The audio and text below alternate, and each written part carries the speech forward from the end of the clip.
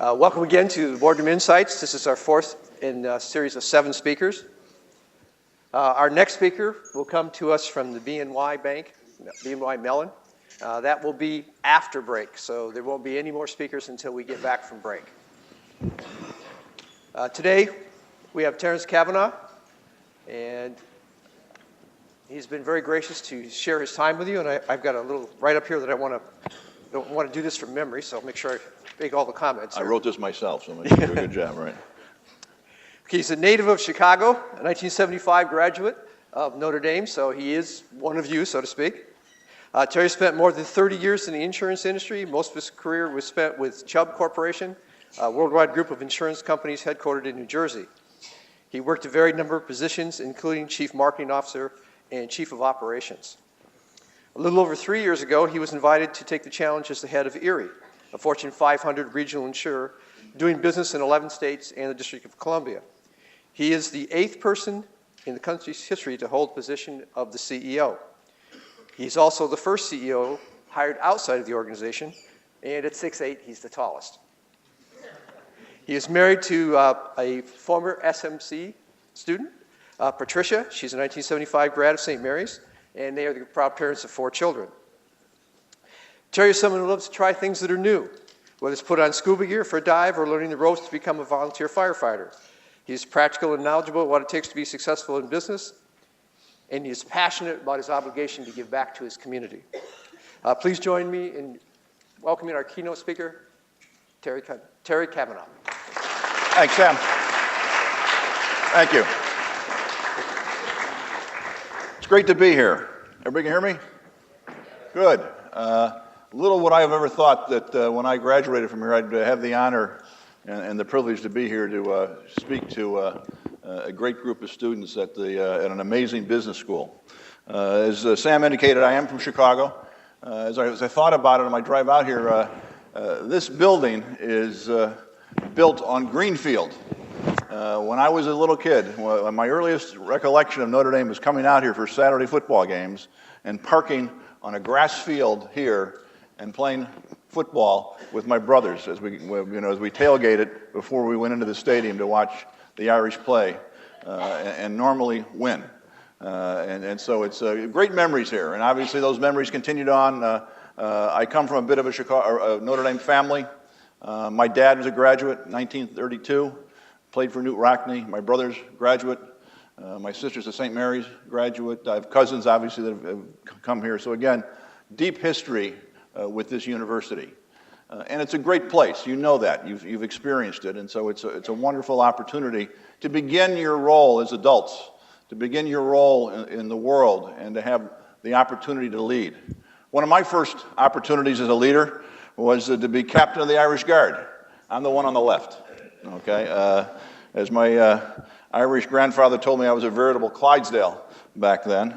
Not many CEOs can weather the fact that they wore a dress in front of 59,000 people and still get named to be CEO of a public company. So I'm very fortunate that this picture hasn't been seen on YouTube, and I hope everybody will pay attention to that standpoint. But a great opportunity, again, to work with people and to have a wonderful experience.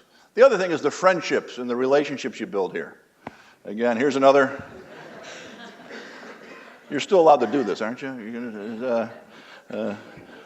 This was a senior year. And again, a great story. I stay in contact with almost every one of those people you see there. And they went on to careers in medicine, science, business, the government. Again, we have entrepreneurs here that run large and small businesses, a patent attorney, a doctor, a police captain of a large city police department. We have a judge that's there. So again, you can see the great opportunities people have here to be able to take their skills and their talents and have them go out into the community and make a difference for businesses, for other organizations, and for their community. As Sam mentioned, I was also fortunate to find a young lady across the street at St. Mary's that became my wife, and we've been married now 29 years. She's been a great supporter and is part of my success in terms of what I've been able to do in the corporate world, but more importantly, has been a great partner in terms of raising our 4 children and helping us be a part of the community wherever we lived throughout the United States. So I'd like to publicly thank and recognize my wife, Patty. Patty, say hello.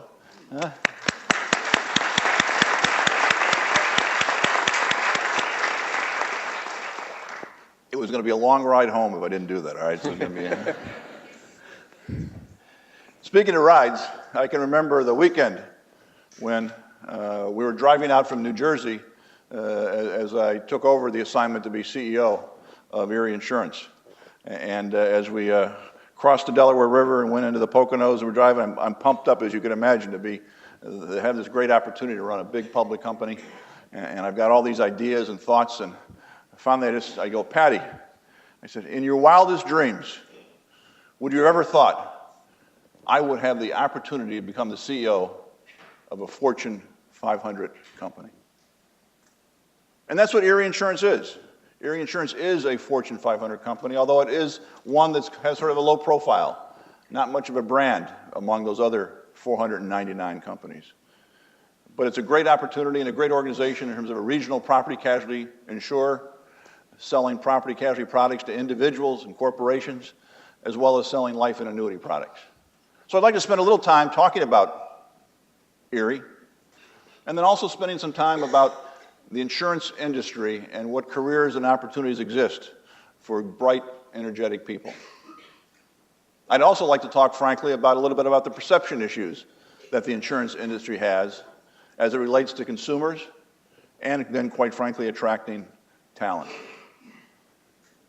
And then last, I'd like to talk a little bit personally about the role of the CEO as leader, to be able to have a dialogue, a discussion around that important topic. So who is Erie Insurance? Erie Insurance was founded in 1925 by two entrepreneurs. It's an entrepreneurial story. In 1925, H.O. Hurt and O.G. Crawford formed the organization after having a career with another insurance company, the Philadelphia Insurance Exchange. They saw a great opportunity to take advantage of a marketplace opportunity. As you know, if you've studied insurance, the role of insurance goes back to, again, the primary hazard of fire. Clearly, there was Lloyd's of London that was created in the 1600s to deal with the growing shipping risk and protecting ships on the high sea and protecting cargo. But as cities in Europe became more concentrated, as they went from using stone to wood, and the living conditions became more difficult, fires became more prevalent. This is an artist's rendering of the 1666 Great London Fire that created for the first time a corporate balance sheet that began to take on the risk of fire insurance in London. Closer to home, during the revolutionary times, as the New World was populated, again, insuring organizations in Philadelphia, New York, Boston were created. There were actually private fire brigades that you would hire and get insured by to protect yourself. The fire marks that are here would signify to the fire brigades which fire companies needed to respond to each house or business. Closer to this location, 1871, the Great Chicago Fire, when Mrs. O'Leary's cow knocked over the lantern. And in 1906, the tremendous earthquake that hit the San Francisco Bay Area. And while the earthquake was significant, the larger loss occurred as a result of fire. The fire raged on for 3 days, 500 city blocks, over 25,000 structures destroyed. In 1906 dollars, $235 million of property loss.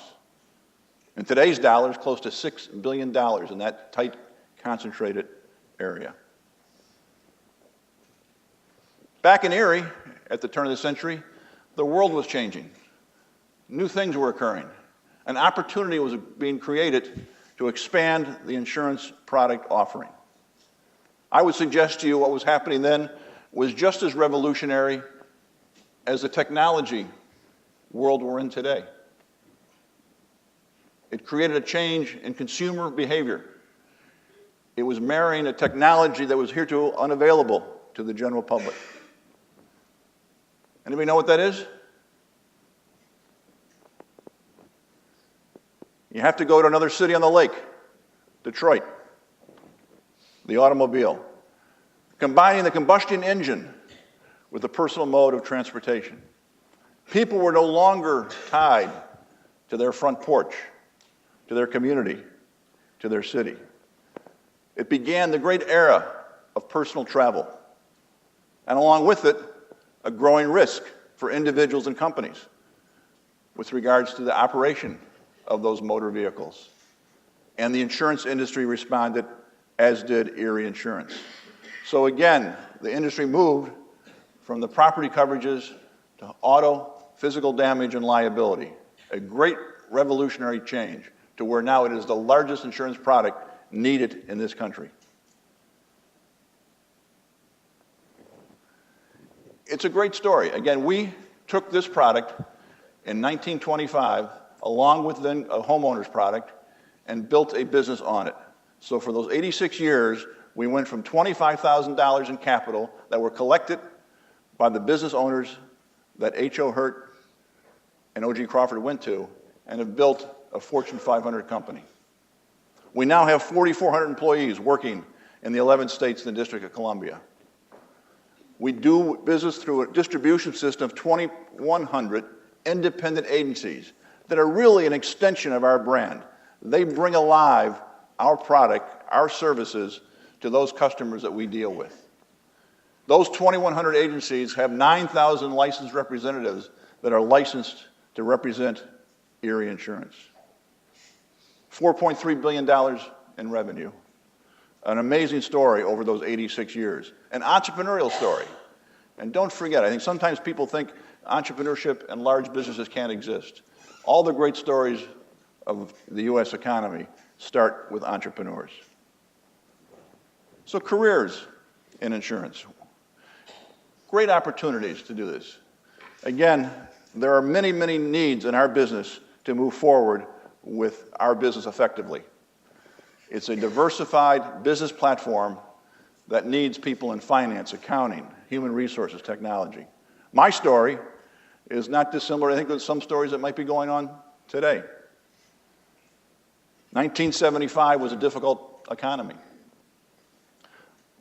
Tough times, not much employment opportunities for new college graduates.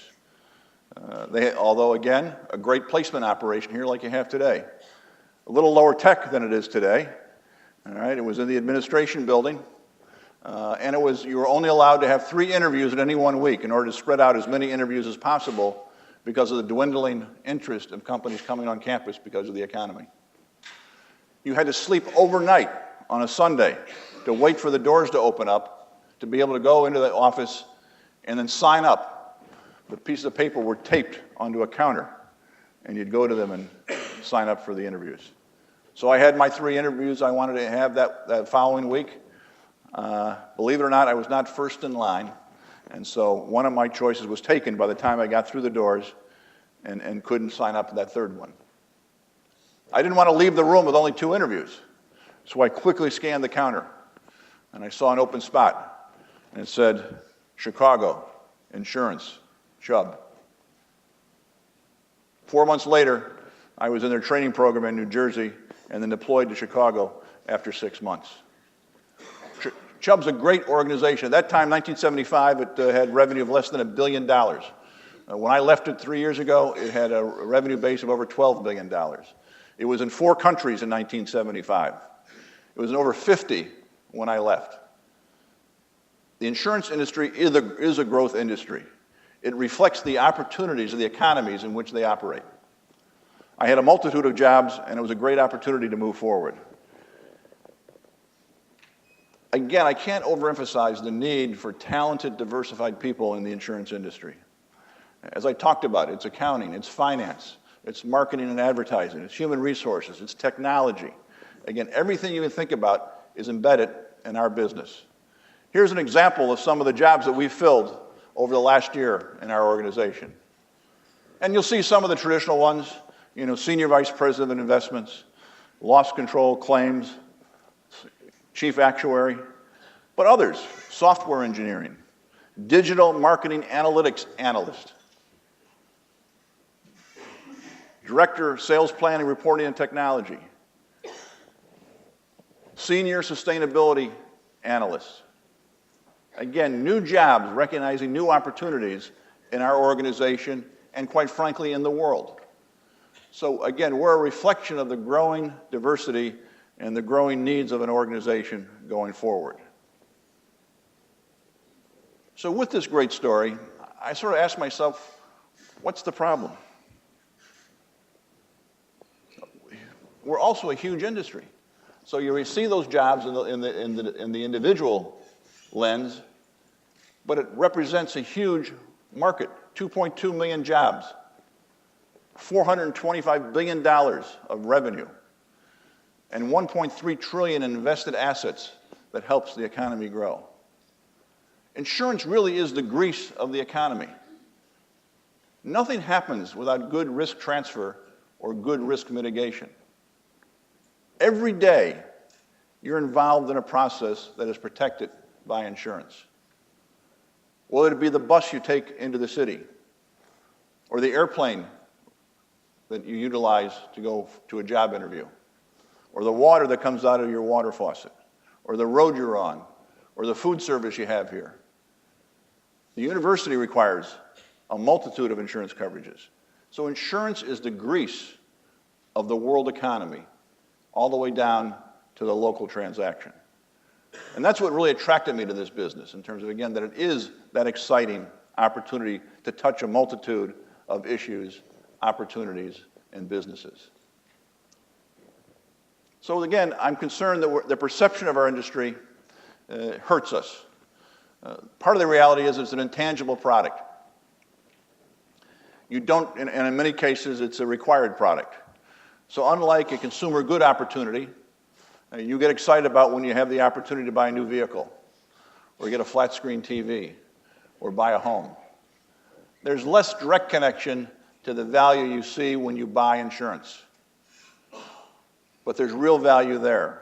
There's real protection there.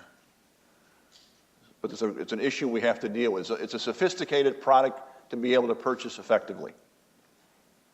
The other reality is over 3,000 insurance companies exist with a varying degree of capability with regards to how they service their customers, with regards to product offerings and how they respond to a claim, how they respond to a financial loss. And I'm sure if we spent the next half hour, we could talk about some sad stories about how our industry responds to those things. And I'm concerned about that because we take our claims paying capability very seriously. So with those two issues, in terms of, again, this disconnect where, again, in order to operate a vehicle in Indiana, you have to have insurance. If you're going to borrow money from a bank to buy a home, you have to have insurance. If you're going to borrow money from GE to add on to your commercial factory, you have to have insurance. If you have to have insurance to insure your workers and workers' compensation coverages. It's always a requirement as opposed to a voluntary buy in most cases. So it's a difficult product, and we have to overcome that. But we take the role of insurance very seriously at Erie. We don't need a duck. We don't need Flo. We don't need a gecko. I'm concerned that the industry, in order to sell its product, always goes to its lowest common denominator. What do you hear from these people? Price and a joke. Price and a joke. And while I enjoy those, I think it somehow diminishes the role of our industry and the role of Erie in what we do. I can assure you, when a customer of ours has a loss, they don't need to see a duck. They don't need to see a gecko. They don't need to see Flo. What they want to see and deal with is a competent, compassionate individual that can solve their issues, bring them back to being whole, backed up by a great balance sheet. And that's what it's all about. As CEO, I spend a lot of time worrying about that and making sure that we have the capability to do that. This has been a tough year for the insurance industry. It's been a tough year in terms of Indiana, in terms of the storm activity that's occurred starting from the very early part of the year, where there have been major tornadoes, windstorm, hailstorms. It's continued on with an earthquake in Virginia, of all places. Hurricane Irene hitting the East Coast. and then even some very significant tropical depressions after that fact that have caused major losses. So I thought instead of talking about the numbers and being abstract, I'd share with you a short video that talks about how Erie has responded to the customer need in a serious way. There's going to be a little alert here in terms of weather alert. Please don't take it to be real.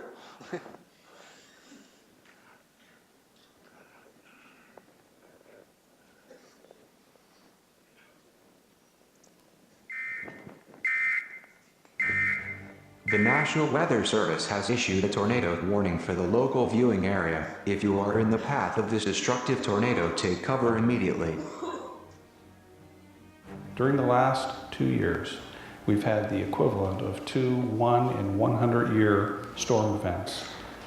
During the first 6 months of 2011, we've already experienced 61,000 weather-related claims. When we heard the noise, we went into the other room and got down on the floor and just heard glass breaking all over. And so we hurried up and jumped in here and jumped on the floor right next to this dresser right here on the floor. The back end of the house had fallen down and I was trapped inside the house. I couldn't get out. One of my neighbors came over and was able to get a board and try to pry it open enough so we could get out. There were about 4 or 5 waves. This is the result of that first wave. We had some clients call us with stuff as small as just a tree down in the yard, and as the waves came through, they got progressively worse throughout the day. And today what we found out is those same people that called us early on the first wave yesterday, the damage was so much more significant that now they have trees all over their houses.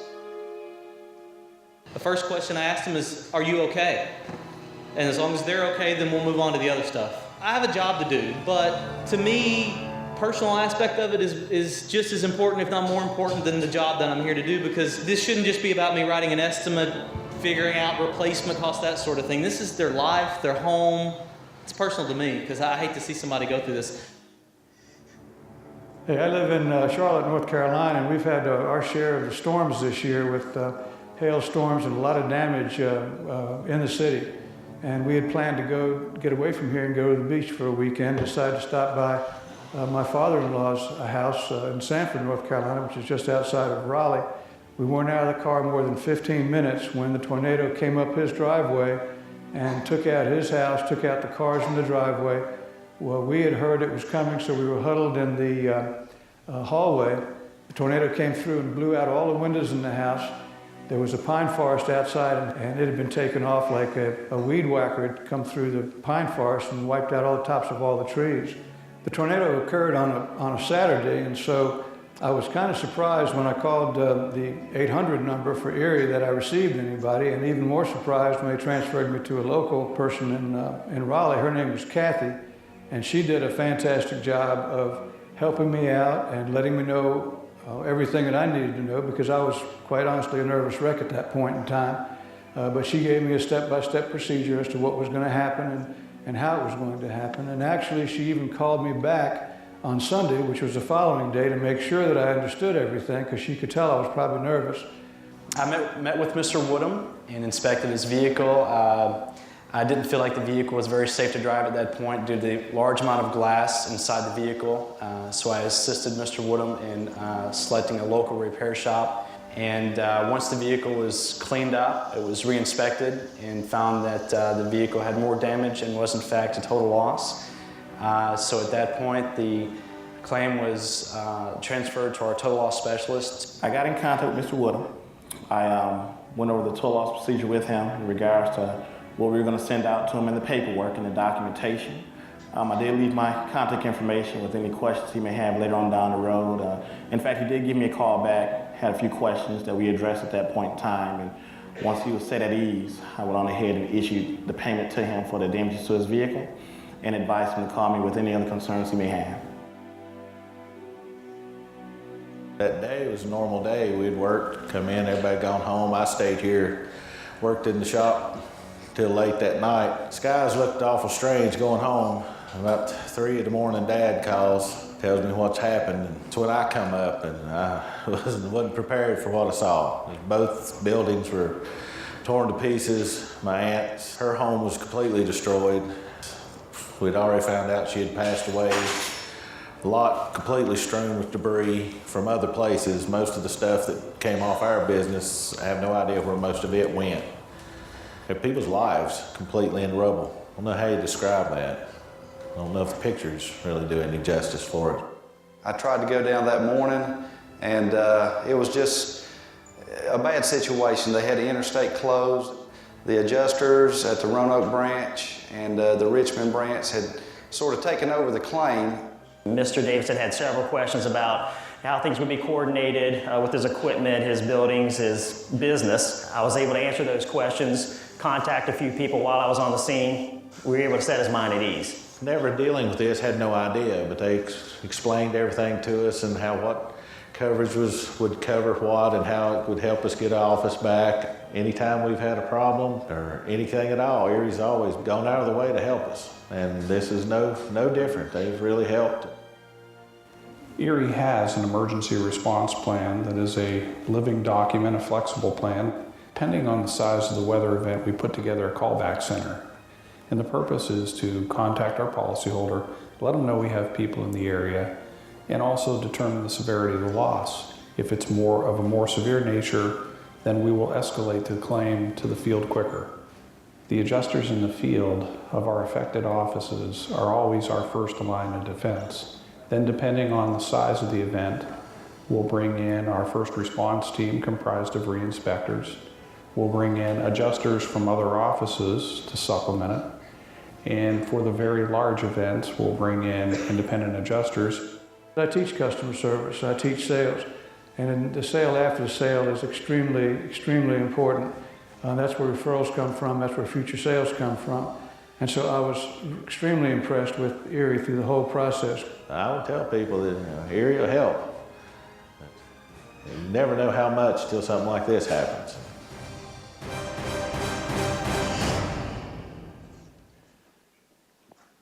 Insurance is serious business. People like Clint Corralled are the face and the boots on the ground in terms of our ability to respond to those customers. 61,000 claims. Those people, whether it was in Virginia or North Carolina or Tennessee, they could care less who the CEO of Erie Insurance is. But they do care, again, in terms of who they have in front of them, in terms of their Erie employee and the Erie agent that brings that promise alive, that brings their lives back together again, both financially and to some great degree emotionally. An insurance company is a unique organization, and we are in a unique position to make the world a better place. So I care a lot about how we bring the tools and resources to the marketplace to make sure that our employees have what they need to do their business effectively day in and day out. So I'm delighted that we are recognized by many organizations for the type of customer service we provide. Again, J.D. Power follows the insurance industry along with a number of other industries, and we consistently get high grades and win awards from J.D. Power within the insurance vertical for the service and sales component of our business as well as claims.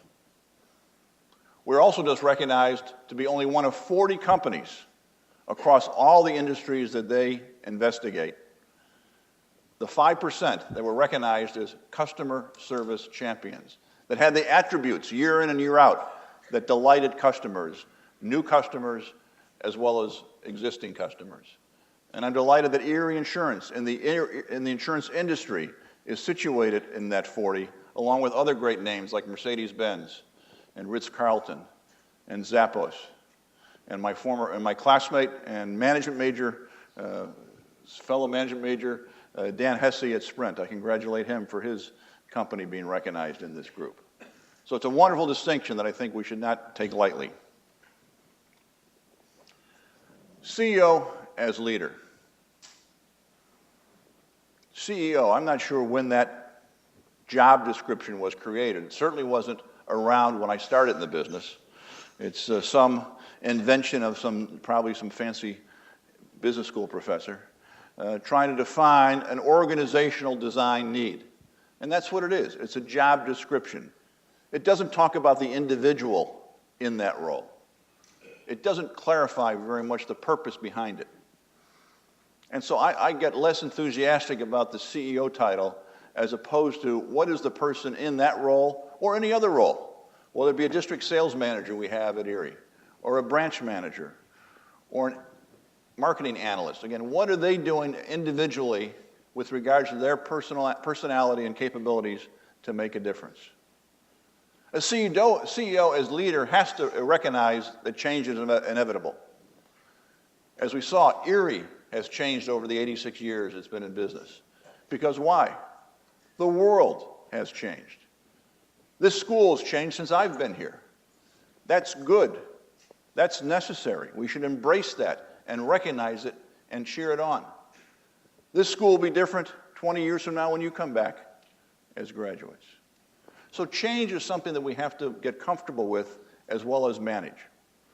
A good CEO also has what I call horizontal thinking. You can't get wrapped up in the transaction. You have to make sure you can raise your eyes off the desk and look at the horizon and deal with the obstacles that are out there and take care of those so you can move over here and take advantage of the opportunities to be able to grow the business, to delight customers, create a satisfying work environment for employees, and create a return for shareholder. I always tell people, deal with the important, not the urgent, and you'll be well served from that standpoint.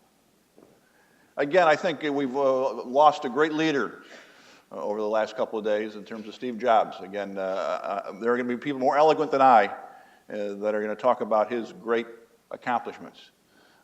But I think it's important because it happened early in his career, a failure, a difficult time for him. But this is an amazing story, a person that combined great technology capability with the ability to get people to work effectively, to have a vision in terms of how an organization should operate. I mean, I'm not a technologist, but I mean, this is the guy that, I think put color monitors on computers for the first time, put sound in computers, created the icon, the GUI interface that we all see today. Obviously, we're all familiar with his inventions in terms of, the iPod, the iPhone, the iPad. Again, he changed the music business. And he created a completely disruptive technology that changed the music business.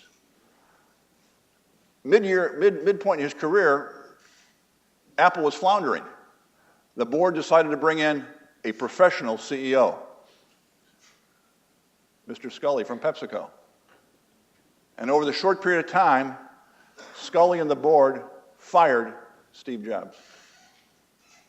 Think of this. You created this thing out of your garage. You've had great success. You've got a big pocketbook. And you've been fired by a guy that was selling soft drinks 6 months before. He could have easily just gone off into the wilderness with the money and decided not to do anything. But the story is the story of recreation and learning and adapting and changing his management style, his personality, his vision and focus to come back and lead the company to even greater heights that I don't think anyone anticipated when he came back to be CEO. It's an amazing, amazing story, and I congratulate him because it's important to learn how to fail. Failure is a great teacher. When I interview executives for positions, I talk about what has been a point of failure in their careers. And when I have somebody come back and say, I'm there, Terry, don't worry, I'm a perfect. I've done wonderful things over my 15 or 20 years. I check them off. They're either delusional or they're not pressing themselves hard enough to be a good executive, to be a good leader. So failure is important. It's a great muscle memory. It's great where it builds scar tissue. It's important that you test yourself in terms of the boundaries that you have and to be able to grow as an individual. Because as individuals grow, corporations grow. Corporations are only as good as the people inside them. A failure I had occurred in the early 90s. I was a young executive handling the East Coast of the United States for Chubb, and I got very excited about an opportunity to build a new product for the insurance industry. Patty and I have been fortunate enough to build a family through adoption. And we had 4 children that we've been able to bring into our home through private adoption. And I was involved with an insurance agent of ours that also was an adopted father of 2. And we recognized there was we thought a need to create a financial safety net for the money that individuals and couples were expending during the private adoption process. And so we spent months working with lawyers, coming up with policy language, working with actuaries to come up with the right pricing schemes, working with our sales and distribution people to come up with a way to introduce it to the marketplace and sell it through the legal community, social service agencies, and our agencies. Dealt with marketing and advertising people to come up with the right advertising schemes in terms of how we were going to position this as a new product. And then about 9 months later and several $100,000 of costs, we went to the marketplace. And over the course of 6-8 months, sold 100 policies. Complete failure, financially, operationally. What I learned was, my enthusiasm and my emotional attachment to the product really clouded my judgment in terms of what the market potential really was. I underestimated the resistance the legal community would have in terms of this product by virtue that it somehow diminished their role in the process. Underestimated the financial and the pricing elasticity that the individuals and couples could afford for this protection. So again, I learned how to do it better the next time. Another discovery was the people that I worked for were open in terms of saying, what did you learn? What opportunities now exist for you to take this learning and use it in another platform with another product? So I took with me this openness of leadership that says it's good to fail. It allows you to learn as long as you can take that learning and channel it into a more productive, positive experience the next time. Leaders are open to those opportunities and recognize everything doesn't fall into place perfectly every time. I spend a lot of my time spending my thought in these 3 areas: strategy, execution, talent, and communication. Strategy. I'm sure you've had numerous classes on strategy. I'm sure you've read books on it. There have been thousands of books written about strategy. There'll be thousands more after today written about it. So I'm not going to spend a lot of time on that and try to define it and try to be precise, only to recognize that strategy is important. Focus and vision is critical to be able to lead a team. Resources are scarce and are limited. Time is precious. So this concept that you have to have the troops understanding where you need to go is important, and strategy plays a role. But I'm a big believer in execution. To me, execution trumps strategy every day. I'll take a mediocre strategy that is executed exquisitely versus a spectacular strategy that sits on the shelf and cannot be delivered in the marketplace. Strategy and execution are only as good as the talent you have in the organization. I don't care if you're high-tech or low-tech, service or manufacturing, global or local. Talent is the leverage point for your success. It's the leverage point here in terms of the ratings that Mendoza gets every year for the undergraduate and graduate program. It's based upon the talent. Again, it's Apple. What's the big discussion today about Apple? Do they have the talent to succeed without Steve in the role? So talent is the leverage point for every organization.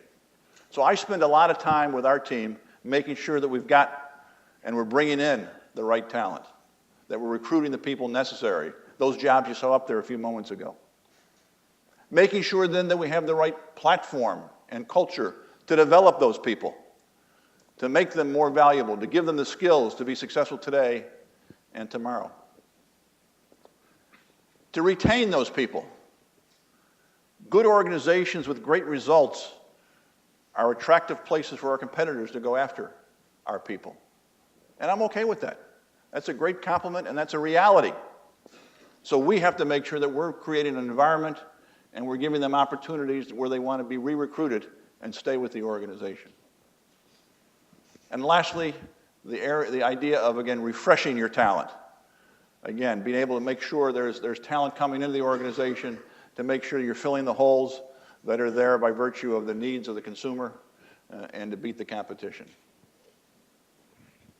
What I found when I joined Erie was a very functionally driven organization. You would come into the organization as a finance person or a claims person or a salesperson, and you would stay there for decades, if not your career. And in one of my first meetings with the senior leadership team, I told them that one of my goals was to change that thinking and that model, because in this world today, functional leaders can no longer be successful. They can no longer aspire to the executive table. There needs to be cross-pollination of experience and skill. And so I've spent time doing that. I took one of our young actuaries, a very talented individual, and put him in charge of our largest product division, the personal lines division, a $2.3 billion business. I took a CPA and a person in the finance arena and put her in charge of human resources, made her our chief human resource officer. I took the controller of the company and put him in charge of all field offices for half of our footprint. Again, to create that. And then these people see that and live it, and then it starts to filter down in terms of their teams. And they begin to build teams that are cross-functional and more vibrant and more effective.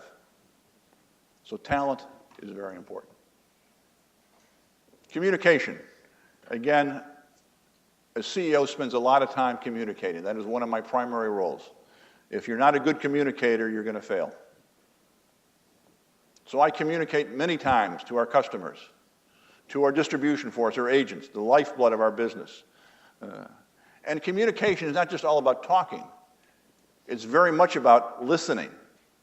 Again, this equilibrium of thought, so that I can come back and gain insights from customers and from our agents and from our employees. Whether it be the small coffee hours I have with people, I sit down with 10, 15 of our employees that are randomly selected to see what's going on, whether it be in the home office or one of our field offices, all the way up to the executive level. So again, customer, agent, employee. I spend a lot of time, again, dealing with the board on board issues. Board communication is vital. That's the governance body that runs our organization. There are 12 board members outside of the organization that I work with, and I need to make sure that I'm communicating with them effectively. They know where the organization is going.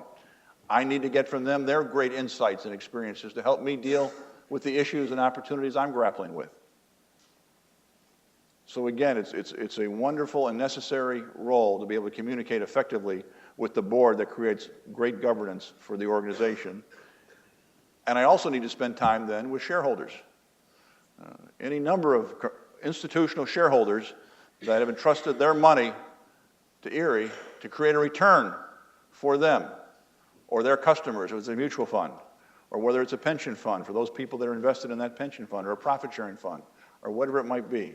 So again, it's important that I'm out there with our shareholders. They understand the strategy, the vision, the talent, the opportunities, and the obstacles. And lastly, because we're a regulated business, I spend a fair amount of time with regulators, both at the state and federal level, dealing with various insurance issues, both as an individual executive as well as involved with industry groups. So I spend time with the regulators, rating agencies, and government officials.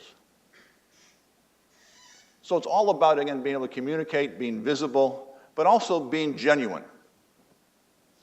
Again, I think it's important for any person, but clearly as you rise in the ranks in an organization, to be genuine and have fun. So here's my 6'8" elf imitation.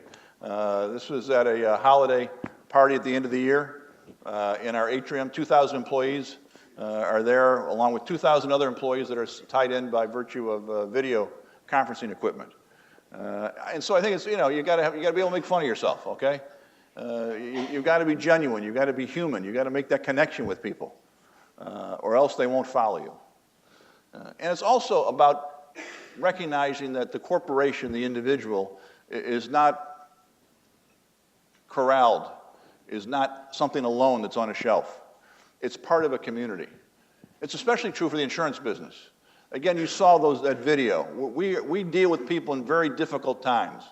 We put people and families and communities back together again. And because of that, we have a very strong obligation and sense of community. So we give back to the community, not just in terms of our financial dollars, but in terms of our intellectual talent. And that's something that attracted me to the industry and to Chubb and to Erie, because both organizations have a great commitment to the community. So whether it be an individual tutoring an inner-city school or an executive working on a large charitable social service organization, it's important that we as business leaders give back to the community in every form and fashion.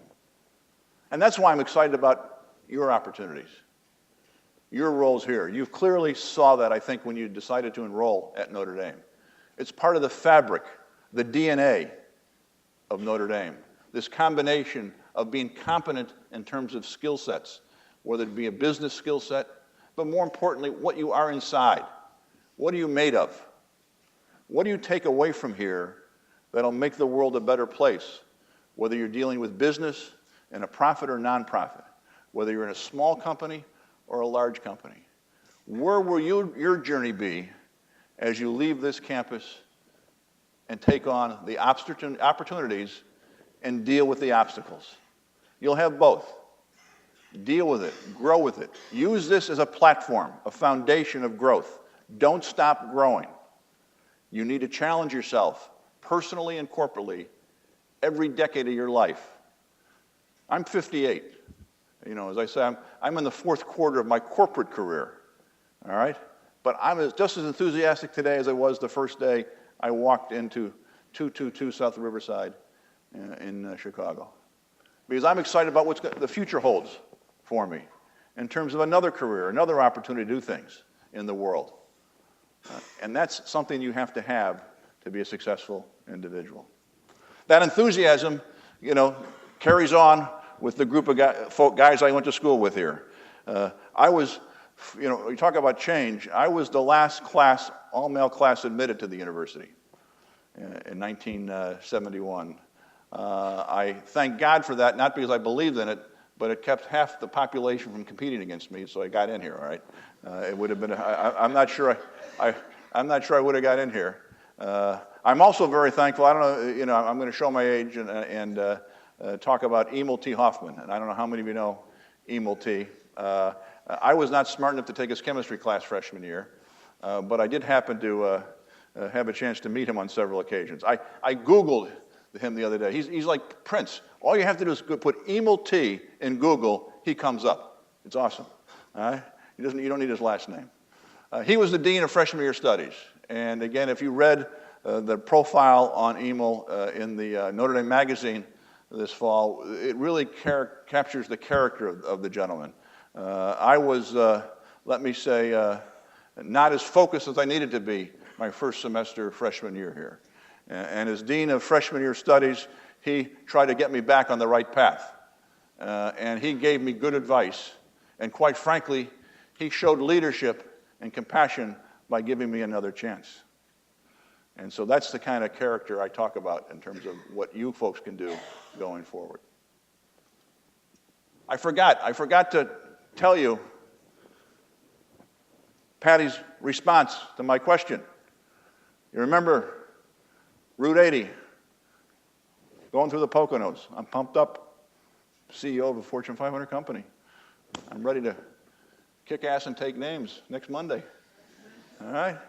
Patty, in your wildest dreams, would you ever thought I would become CEO of a Fortune 500 company?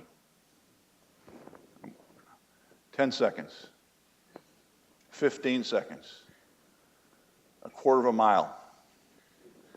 All of a sudden, out of my right ear, I kind of hear a sigh. And she goes, Terry, in my wildest dreams, You don't even exist. Thank you very much. Appreciate it.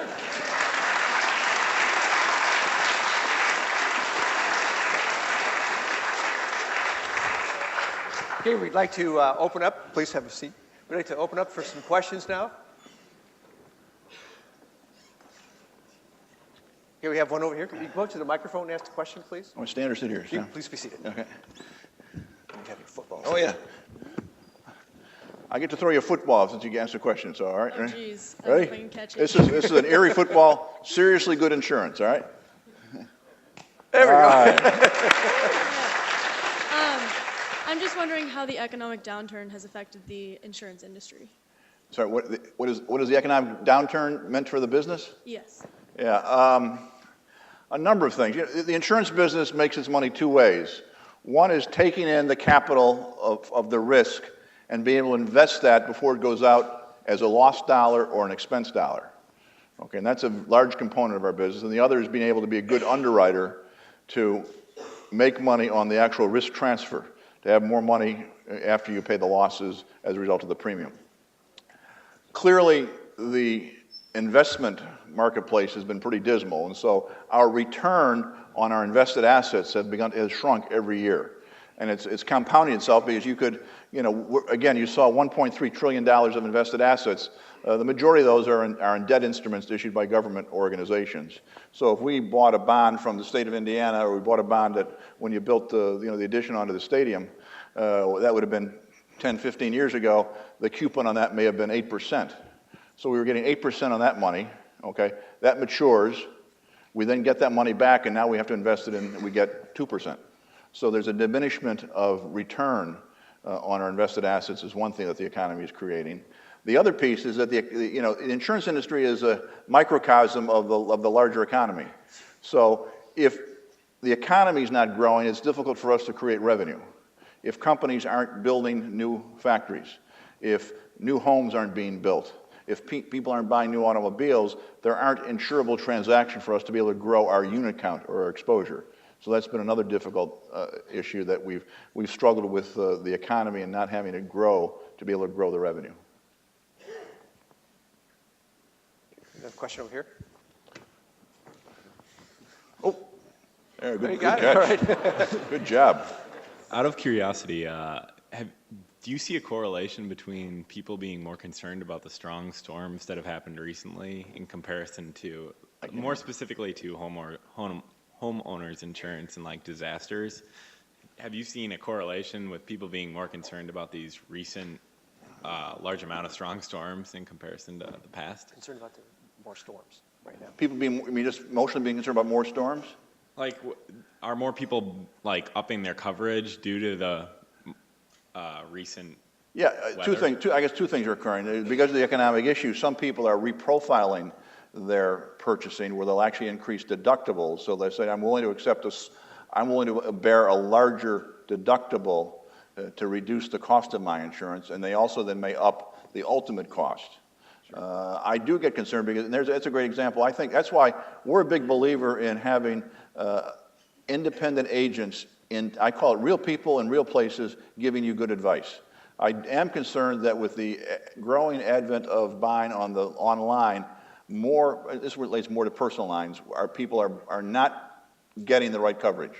They're making bad decisions just because they see a price as opposed to knowing what they're buying.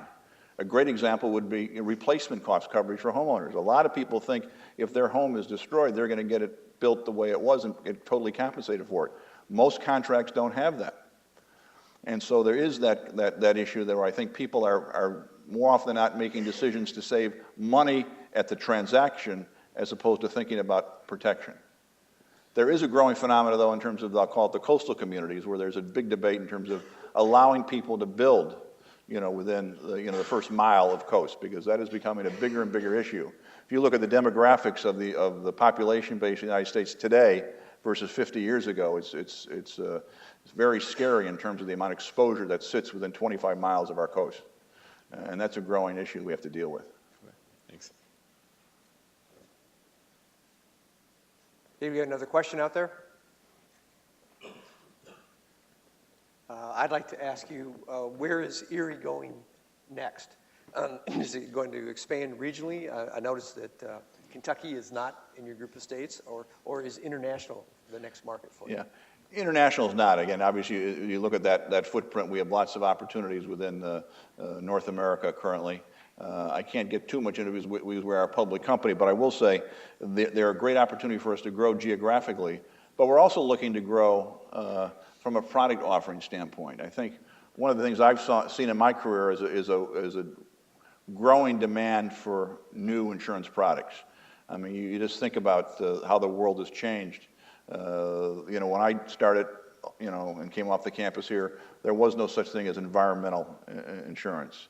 There was just an emerging marketplace for directors and officers liability and professional liability coverages. Everybody who provides a service today, believe it or not, needs coverage, from a hairdresser to a personal trainer to a doctor.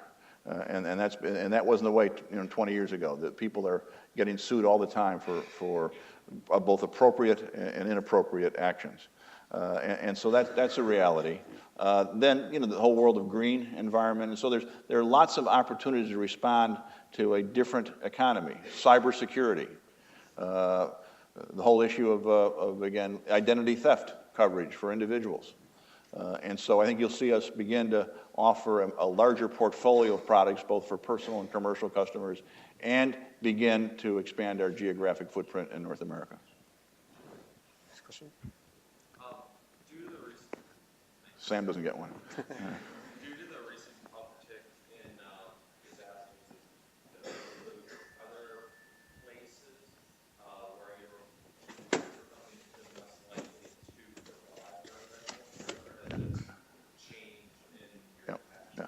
Question is because of the disasters, does that create any geographic location concerns on our part? It's a combination of the geography and the wind patterns.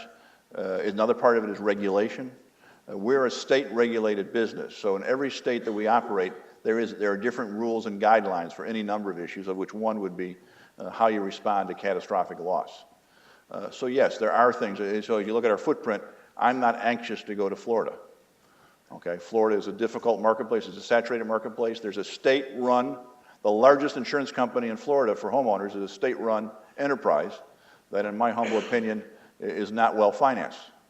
Okay, North Carolina that we're in has a wind pool and it has some operational issues in terms of how it would respond to a major windstorm in North Carolina. It would require then the industry to be tapped for the lack of capital it would have. So there are different things of that nature. So Florida certainly is problematic. Texas is problematic by virtue of, again, its location.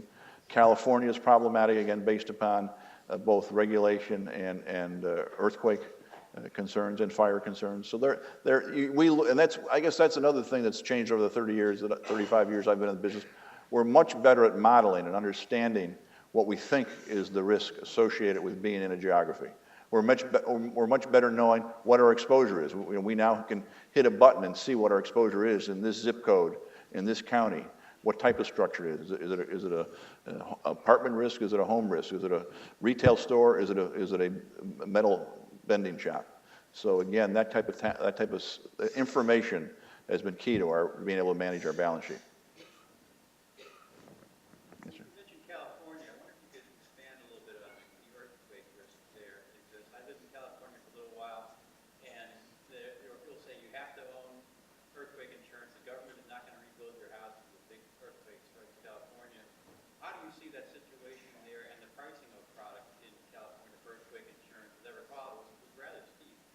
It is steep because, again, obviously even in California, so the question is how do you deal with earthquake exposure in a place like California?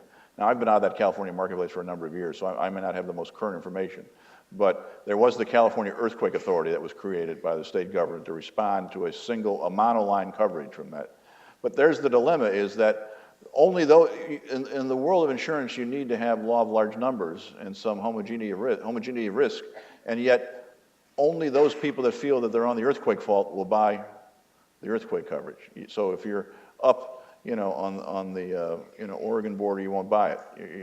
You won't do those things. And so it is a difficult when you have a market that has a large severity index, most people will say, I'll roll the dice and not buy the coverage. And so you never get enough exposure units to cover your costs.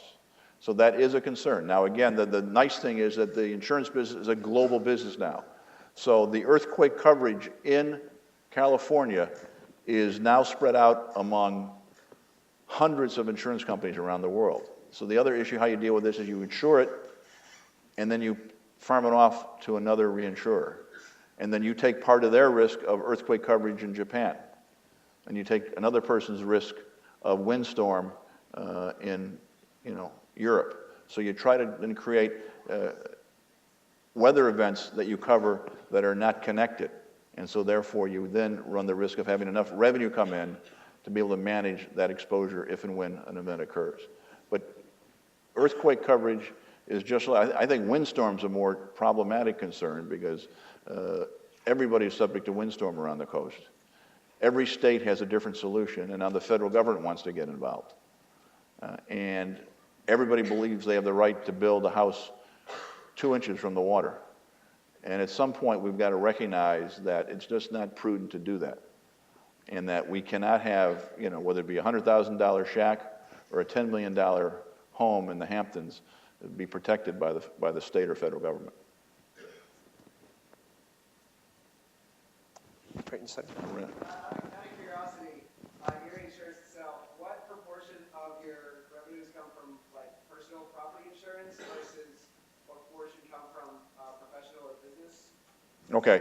And are you looking to expand that proportion one way or the other? Yeah, we're $4.3 billion. About $3 billion is in personal lines, of which roughly a little over $2 billion would be from automobile insurance. The rest would be homeowners, renters insurance. We would then also have auxiliary coverages, boats, RVs. We provide a thing called a personal umbrella policy to protect you from loss, liability loss if you were in a terrible accident and had liability assumed to you. The other $1 billion is commercial insurance. Our commercial portfolio is primarily middle businesses. We're not a market for larger corporate risk, and so our risk would be typical of going down a main street, the florist, the funeral home, small contractors, auto dealers, and then again, those product lines would be again insuring those corporations for property risk associated with the liability of running a business, workers' compensation, and any commercial vehicles that company would own. We then also have a small life insurance company that does about $250 million a year. The primary products there are individual life products, both term and universal, being sold primarily to our customer base that buys personal and commercial insurance from us. And then we also sell annuities. It's an investment product that is bought by individuals. So that's the 4.3. So that's the revenue side going out the door. Then we also then have about $500, $600 million of revenue coming in on the investment side, on the investments we have in those assets. So if you look at our ranking in Fortune 500, it would show our revenue to be about 4.7, 4.8, because it takes the actual premium revenue and then it adds to it our investment income. Let's test your arm. Yeah, I'm going to test my arm. I got to stand up. I got to stand up to do this. Oh, there we go. Be a handoff here. Anybody else? Do we have any other questions? Here. Let me see. Coming up to throw it. Here you go.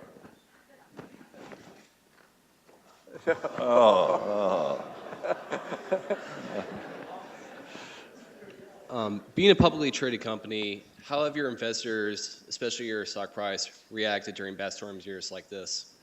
So I got trouble hearing it. How did the stock price react to? How's it reacted? In the marketplace? Pretty well. We're up, we're up about 10% from the end of the year. We finished December at roughly $65 a share. I think it closed yesterday at 72, 73 and some change. And so we've had a pretty good run this year. When I joined the company, it was selling at $42 a share. Then 2009 hit and kind of all hell broke loose and it dropped down to 28. And since that time, it's been a pretty steady ride up. we're an interesting company. We have two classes of shares. We have Class A shares that are the shares that are in the economic, that are in the marketplace, but they have no voting rights. We have Class B shares that are the voting shares, and 94% of those shares are held in two trusts that were created by the founder. And so I have a nice, kind of a nice world to live in, because while we have, and then half the public shares, so we have about 52 million shares outstanding of Class A, roughly 25 to 26 million of those shares are held by family members. So the float is only 50% in the public market. So it's a nice world to be in, because I am allowed to think long term. So I don't spend a lot of time, looking at the stock price every day. What I do spend a lot of time on is what's the right strategy and what's the right execution that builds a better business.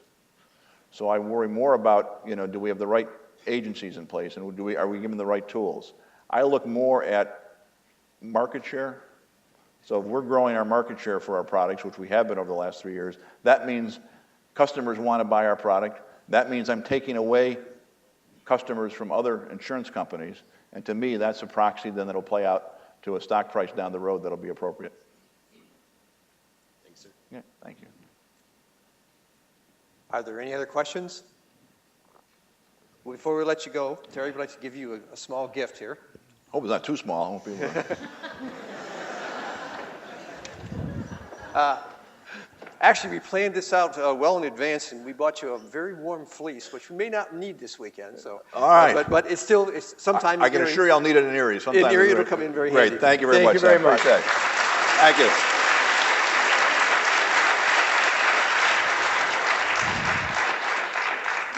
Terry has bought a football for every student, so as you exit from the front here, grab a ball. Big seller.